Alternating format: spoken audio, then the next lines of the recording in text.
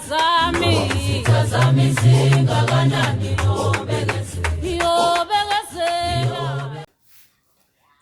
Namhlanje sanibonani bogogo sanibonani bomkhulu nani nabo gogo.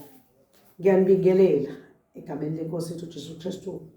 Ngiyanibingelela ekhasini lika Gogo Mseleku. Ngithi ngibingelele nginizwe ukuthi ni right yini. Kuhle siphile ngesinye isikhathi sazi ukuthi uNkulunkulu osasigcinile sisaphilile. Namhlanje kunezinto ezithize ezinye engiphathele zona.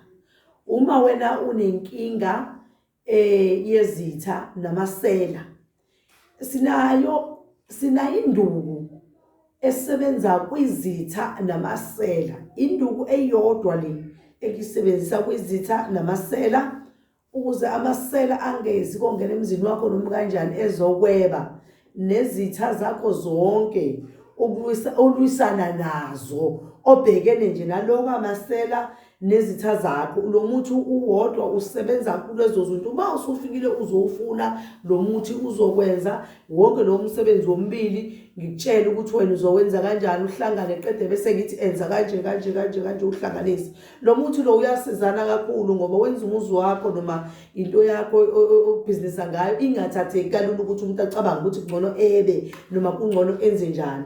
Yiloko nje enginako bengithi chabo eke nginazise kona ngoba abanye abantu banazo inkinga kakhulu zokuhlaseleka amasela nezitha yonke into uqinisa ungasazi ukuthi kwenzakalani. Kanti phela ungabo ithambisa uhlale phansi uthi du kusuke kusekhona esingakusiza ngako noma sizame ukuthi naku esizokwazi ukuthi sikusize ngako noma ukwenza.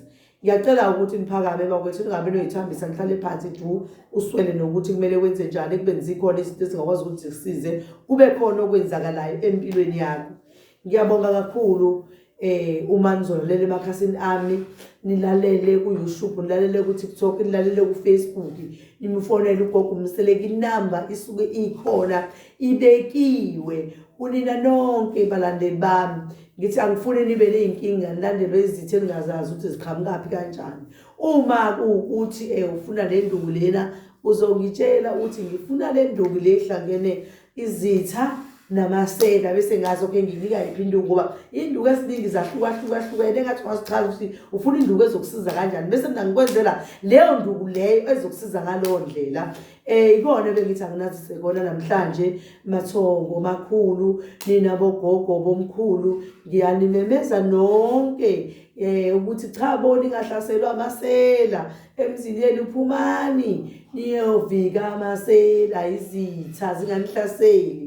Ngithi ke phakamani njalo nje nilandele ugogo Mseleku nizoyithola zonke izinto enidingayo. Okunye nengingakakumemezeli ungakubuza ugogo Mseleku ukuthi unako yini. Ngizokutshela kwesinye isikhathi ngithi kukhona kodwa ke ngisazokulungisela mhlambe kuyenzeka phela ngithi khona into mhlambe bengingakayenzi yabo bese ngiyakutshela ukuthi khona ngikwenzele ngihlanganisele ngithi izithatha into yakho efunayo ngikwenzele ngikukunike. Ningakhohlwa njalo ukuthi noma ngabe ukude kangakanani siyakwazi ukukuthumelela ngophephu. Uyaye uhambe yekaphephu uyocela iPax number lapha ungisendele yona bese mina ngizokwazi ukuthi bese ngifakele umuthi wakho ngifake lo number yaka lo phephu la uthathe khona inamba yakho ukuze impahla yakho ifike kulo phephu la uzokwazi ukuthi wena ufinyelele khona ukuthatha lo mpahla yakho.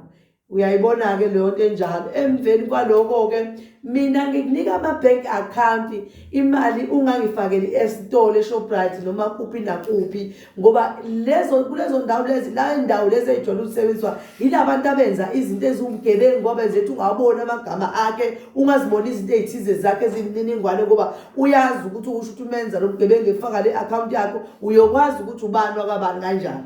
Kanti manje mefake lapha akuzuveli. Ingakho ngingathanda ukuthi ngifakele ezitolo. Ngithanda ukuthi uma ukhona into oyifunayo kumina ngikunika ama account ami ufake kuyona la kubhalwe khona yonke imininingwane yami ungathi noma ngathiwa kwenzakalani uzofuna mina ungisho ukuthi bengubani bani othe wenina eqamba manga sizombamba futhi. Siyabonga makhosi amakhulu, thokoza.